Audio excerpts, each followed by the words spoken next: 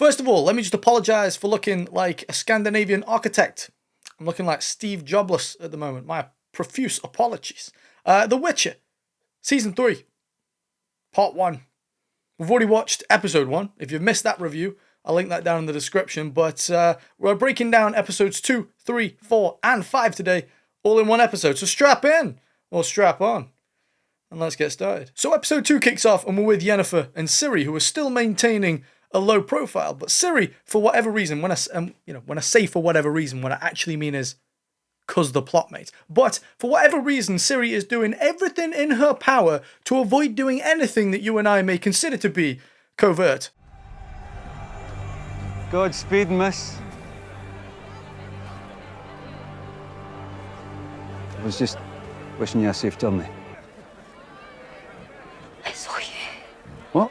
Now, apart from that one time in high school when I showed the entire class our IT teacher's internet search history, I've never been on the run myself, nor have I ever needed to remain incognito. But I know for damn sure if I did, I wouldn't be looking at anyone like this.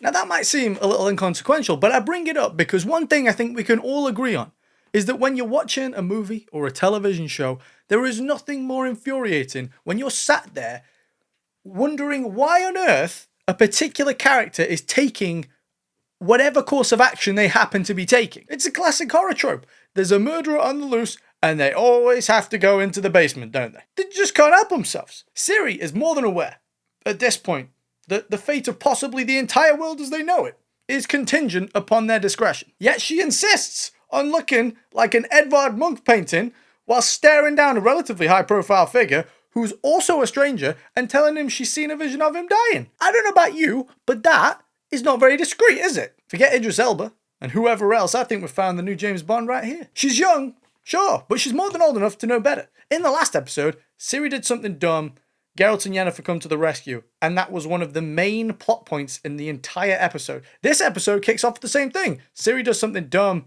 someone comes to the rescue. I do hope this doesn't become a recurring theme within this season. Spoiler alert, it does. Well, at least we all know what the law of surprise means now. It means surprise! I've been a dumbass again. And we then join Dandelion and Geralt, which, now I say that out loud, it actually sounds like a carbonated yet polarizing English beverage. Anyway, they find themselves visiting... Jonny, don't do it. Don't say she looks like Michael Jackson. Don't you dare do it, Jonny. Don't you dare. She does not look like Michael Jackson. It's not funny. It ain't Fuck! So they've come to Billie Jean for information and she tells them to beat it. Her husband is then persuaded by Geralt to talk, probably because of the way they made him feel. They're given information, I think, can't even remember. And they head off, but not before being warned that it's dangerous.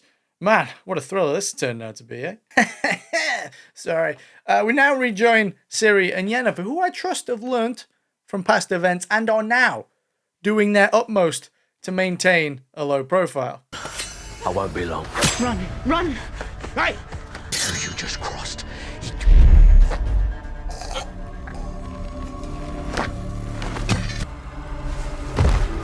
What have you done? Ah, yes. Of course. Why would anything else happen? There is now a dwarf in handcuffs running for his life through a market. White Mike Tyson is laying dead on the floor. Things are going well. So, Fringilla has been sipping wine this whole time, and boy, she's looking a little bit rough. She's been made to test beverages in case they're poison. But she's had enough, and she's devised a cunning plan to escape. I have a cunning plan to solve the problem. And yes, we are talking Baldric levels of cunning. She plays dead so that they'll throw her body out. But little do they know, she's not actually dead. But little does Fringilla know, there is quite a substantial hill leading down to the depository of bodies, which leads us to one of the funniest scenes I think I've seen in the entire 3 seasons of The Witcher. Just keep in mind that she's still in the body bag and is still very much alive.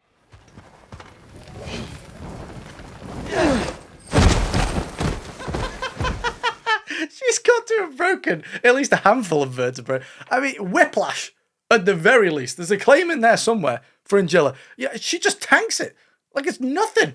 It's just brushed off as a mild inconvenience. She just walks it off. Talking of walking, actually, Season 3 thus far has been just a walking simulator. Characters walk from one place to another. Bing, bang, boom, you got a story. Okay, so the writing, not super strong, but the cast's calf muscles, solid as a rock. And then episode 2 ends with a Jerry Springer, who's the father type cliffhanger. You know who I am. I'm Siri. And so begins episode 3. Fun fact, episode 3 tends to follow episode 2. The more you know. But I was sat there, wondering what on earth it was that I was watching. This has to be one of the most padded out, pointless scenes I've ever seen. Jaskier has been talking about how Radovid is a spoon for the last 5 minutes. Radovid is that tool. Radovid is a spoon. The games in the books are so wonderful, and this is what we end up with. I am so very glad we could spend the entire introduction to this episode determining which kitchen utensil Radovid most closely resembles. This is fabulous stuff. Fantastic work, guys. Really, really good. I'll tell you what, though, I am genuinely enjoying Hugh Skinner's performance as Radovid. He has this really unusual, intense presence on screen. He's got an air of unpredictability about him. I don't know, there's something about the way he looks at other characters. It's kind of crazy. You know when an art critic overanalyzes a piece of art, they'll sit there and they'll say, oh, you know, this is a representation of the artist's inner being. It displays their longing for blah, blah, blah, blah. Meanwhile, the piece of art is just a scrunched up piece of tissue with a bit of shit on it.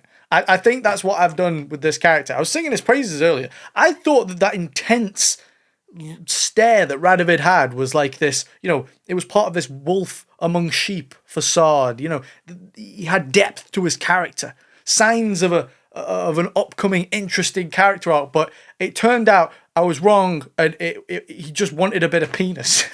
I think.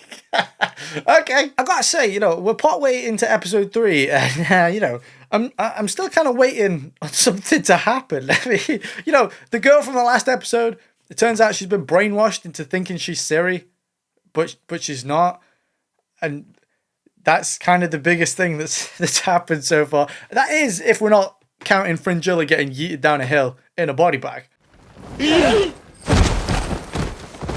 One of the top 10 moments from the series right there. So Yennefer is heading out to hopefully make peace with the Brotherhood after what happened in the last season. If you didn't watch last season, by the way, season 2, let me just quickly catch you up. Okay, now we're all up to speed. Yes, Yennefer has left Ciri behind. I love that after establishing in the first episode, the most important things for the trio is to stick together and to maintain a low profile. And so far, they've all split up and been nothing but conspicuous. I feel like it should be external factors jeopardizing their cover and making life hard for them, but so far it's exclusively been their own faults. I'm not asking for, you know, a Mary Sue crew. I'm just asking that the characters don't act like a bunch of window-licking, lobotomized fridge magnets. How hard is it to stick together for 5 minutes and not stare at and occasionally murder strangers? I mean, come on! How hard can that be? We're nearing the end of episode 3, and I mean, I don't have much to say. So far, it feels like the entire show has just been a person having a conversation with another person, then cut to a different person having a conversation with a different person in another place, then cut to outside, where 2 people are having a conversation outside, and then cut back inside, where 2 different people are having a whole other conversation. It's a walking, talking simulator. It's like playing Danganronpa, except it's not fun. The only storyline I've got any investment in at this moment is the Cahir and Gallatin arc. You know, they're a decent pair of actors, particularly Eamon Farron. I think he's got a good presence and delivery. You know, there's something about his serrated facial structure that just suits the Nilfgaardian well. I will say, though, that I can't look at Gallatin and not see Gary from Geordie Shore, but that might just be me. But in all seriousness, Cahir's arc has had at least a modicum of thought put into it. You know, he's caught in this limbo somewhere between honour and being a slimy weasel, and it's entertaining to see him continually redeem himself, only to then immediately spiral. And then loads more stuff doesn't happen, and that's the end of episode 3. Moving on to episode 4. Maybe things will get going in episode 4. Spoiler alert, things did not get going in episode 4. Man, you know, I don't know where I'm at with Yennefer. You know, like, her character was assassinated a long time ago. But, you know, it feels like they're trying to do a bit of course correction. But for me, it feels like the pendulum has swung the entire other way. And it's got to the point now where it's like, I don't want other characters to forgive her just like that and just brush things under the rug. I want there to be a little bit more friction. Am I wrong? Shouldn't of returning to Aretusa have been insanely dangerous for Yennefer, or at the very least she risks like incarceration or sizable repercussions of some sort. She's defied and betrayed the Brotherhood on numerous occasions, Frey and Cahir both betraying and humiliating the Brotherhood in front of the Northern leaders being one of the more notable examples. And now Yennefer, of all people, has the gall to stand in front of the council and lecture them about how they need to work together and be their best selves. And they don't even tell her to fuck off once. No more division. No more secrets. We can all be our best selves. Really? We're getting the whole do better spiel from Yennefer, of all people. What's next? We're going to get a TED talk from Geralt about how it's bad for the environment to forge swords. Or maybe Fringilla is going to preach to us the benefits of regularly seeing a chiropractor. Oh, and you know the whole "and then everyone clapped" meme? Literally, just as Yennefer is done reciting the bio of every vapid Instagram busybody, "Oh, we just all need to love each other," everyone around her, whom she had most ardently stabbed in the back not too long ago, all of a sudden is now applauding her newfound moral wisdom.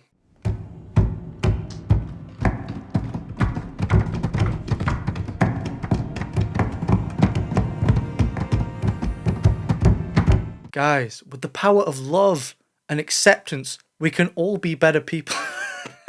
Shut up. Yennefer be like, I know I might have stabbed you all in the back.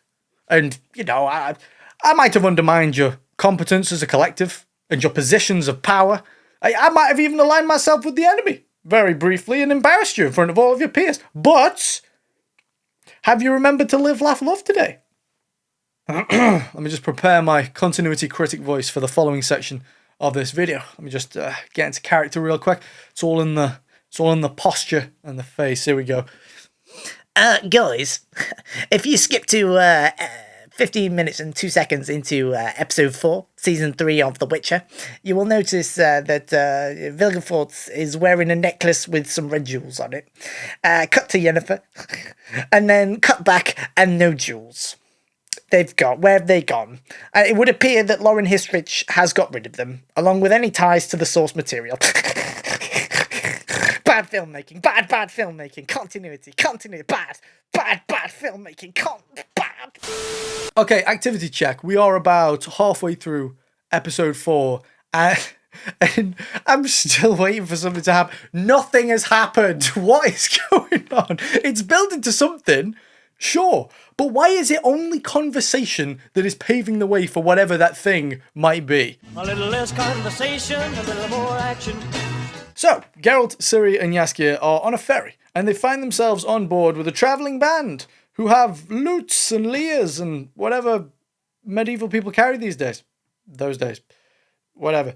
Anyway, that band begins to play, you know the one. Anyway, they're told to stop playing, because they're going to attract the attention of a big, bad, mean monster. And their reply to such a request? Shut up! You're going to disturb the Eshna. That's the point, my dear. Yeah, no, but I don't care. You see where this is going, right? The band are told not to play. They know not to play, else they're going to attract a monster. The band begin to play. You know, I can't possibly even begin to imagine what's going to happen next. I am beloved by all and have no enemies. I'm sure you can only imagine how shocked I was at such an eventuality. And then, surprise, surprise, the rest of episode 4 is just a collection of relatively inconsequential conversations in various different locations. Now you might say they're not inconsequential. They're talking about main plot points, but that's the point. They're talking about them. We never actually reach these plot points. We never reach a climax in the story. We're stuck in an endless loop of talking about what's going to happen next. And then when whatever is supposed to happen next is supposed to happen, we just then begin talking about whatever's going to happen after that. And then episode 4 actually surprised me and ended with a genuinely jaw-dropping cliffhanger. Except I'm lying, and it didn't. The apex of this episode, the finale, the climax that we've been building towards is Geralt and Yennefer walking into a room. No, I'm not even joking.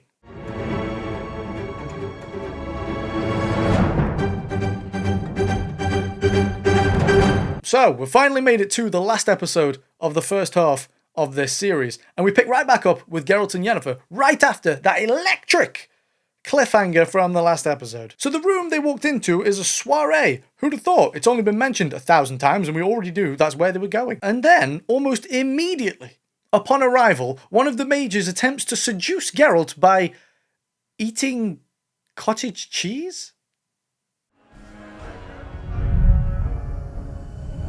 You look hungry.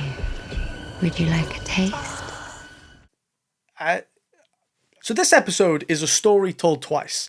And in the first telling, this is where they reveal the general through line, the general plot and what the writers want you to see. And then in the second telling, this is where they can start to reveal some of the intricacies, some of the goings on behind the scenes, some of the things that went unseen during the first telling. This can be a compelling way of telling a story, but that is dependent on the material being compelling as well. And is episode 5 entertaining? I'll let you make your own mind up about that one. So about a third of the way into the episode, the story reverts back to the beginning of the evening, and so begins the second telling. Now don't worry, you're not suffering from some sort of memory loss. Along with some new scenes and different perspectives, you will also be seeing a lot of the same scenes all over again. If this episode was split into 2 parts, this might make a little bit more sense, acting as a refresher for the audience, but it's not. And we're only about 20 minutes into the episode. We've seen this, and you're already showing us again, one for one. The time padding in this season is thicker than the padding you'll find on the walls of the room that the writers of this show live in. Roasted. Though I admire an attempt to spice up the episode with a bit of flair in terms of storytelling, and some repetition is inevitable when telling a story in this manner. However, extensive portions of this episode you see twice, scene for scene. And now that clever literary device instead now looks like an excuse to pad out the episode for time. You know, the end of episode 5 was the first time this show felt like it was going somewhere. Pieces started moving, things started happening, it started building towards what felt like it could have been a very decent cliffhanger. I mean, come on, we all knew a cliffhanger was going to be coming. This is the end of the first half of the 3rd season. There was always going to be a cliffhanger to get everyone on board with the second half of the season. But even the cliffhanger was a bit of a disappointment. The plot twist right at the end was that Vilgefortz is actually the man they're after and not Stregobor. And you would imagine that the climactic cliffhanger would be Geralt bursting in on and confronting Vilgefortz. But no. On the way to do so, he's held up by Dijkstra. Like, who cares? He's obviously not going to kill Geralt, and we don't even care about him right now. I mean, what? In conclusion, the cinematography, it looked nice. The colour grading looked really good too. That is fairly common praise these days, but nonetheless, it looked great. One aspect of the show that genuinely sees little to no faults is the costume design. It looks phenomenal. Particularly noticeable in episode 5. Outfits were intricate and looked like they were genuinely expensive, believable outfits rather than just well-made costumes. So, you know, shout out to you guys in wardrobe. You did a really good job. And of course, Henry Cavill is great in this. You don't need me to tell you that. Obviously, you know, it's a shame that he's going to be stepping down as Geralt, you know, when season 4 comes around. But at the same time, it's good that he's not going to be a part of this anymore. I might be getting a bit ahead of myself, but, you know, I can't see season 4 getting any better. I will happily be proved wrong, but I just can't see it. I can only imagine how shitty it must feel to land a dream role only to find yourself as a pawn in someone else's fanfiction, being used as a puppet to besmirch the thing that you yourself love. You know, that can't be a fun activity. So when it comes to Henry Cavill, it's a bittersweet goodbye. Now, I'm sure that most of you have heard of the Cinderella story arc. Things start off bad, then get better, then they go bad again, and then the film ends on a high note. It's one of the most common arcs you'll see used in movies and television. Now, along with this, I've also plotted The Witcher Season 3 story arc. Things start off bad, maintain a steady amount of bad, only to end slightly more bad than the start. This is entertainment at its finest, people. Boy, this season so far is so staggered. It's like watching something at 4 frames a second. The time padding is off the charts. You know, all 5 episodes could have easily have been condensed into one. No question. No question at all. So, you know, what main plot points have happened between episodes 1 and episodes 5? Well, they got the Book of Monoliths back. And that's about it. Someone walks into a place, talks to someone walks into a building, talks to someone else. All 5 episodes are just a compilation of tepid conversations, occasionally perforated with a bit of action to distract you from the fact that no one is really doing anything. You could make the argument, yeah, but they've got to establish things. You know, these are all building to a crescendo right at the end. That's when the payoff is. As soon as you get to the top of Ship Mountain, it's all going to be worth it. But why can't the journey up that mountain be fun as well? Even if the ending was good, which it wasn't, but even if the ending was good, you've just wasted a whole lot of time getting there. The Witcher Season 3 so far is an elastic band that's just been stretched just a little bit too far. It's not snapped, but now it's just all limp and purposeless. Henry good, season bad. It's the same old song. Thank you very much for watching, and I'll see you in the next one. And as always, a big shout out to the channel members and the patrons. We have the top tier members, of course. Flunky, Puzzle1, Infinite Dum Dum, Koss, Jax, David, ATS, Texas Lawman, Michael Turpia, Steve the Goat. We've got Dave, Digital EXE, Dagger-D69, incredibly nice. And we're also welcoming both Canet Dogramachi and Saint Nemo to the top tiers. You boys have both been members of the channel for quite a while now, and I really appreciate you joining the top tier. Thank you so much, my guys. Really do appreciate it. And of course, we've got the tier 2s. Saeed, Dr. Melski, Yonwich, Hadziu, Mark Maidens, Sensei Fang, Mendicant Bias, Michael S., Rich Walwick, Nystagmus, Magker and Jarek, and the Grand Admiral.